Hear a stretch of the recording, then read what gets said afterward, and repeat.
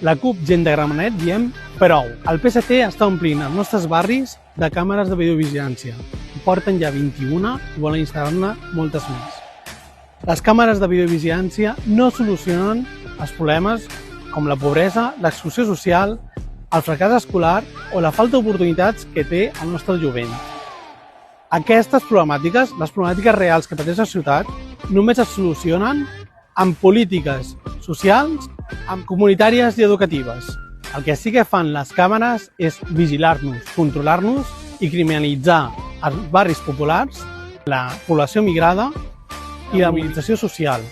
Tot això mentre ens amaguen que la solució als problemes reals passa per justícia i cohesió social.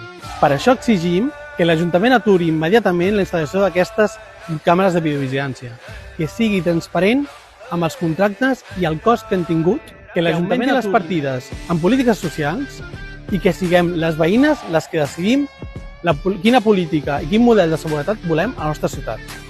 No volem viure amb un gran germà amb ulls de drons i càmeres constantment. Per això rebutgem la repressió i cridem ben alt i clar no al control, no a la repressió, no a viure en una llibertat vigilada. El que cal a la ciutat són polítiques i justícia social.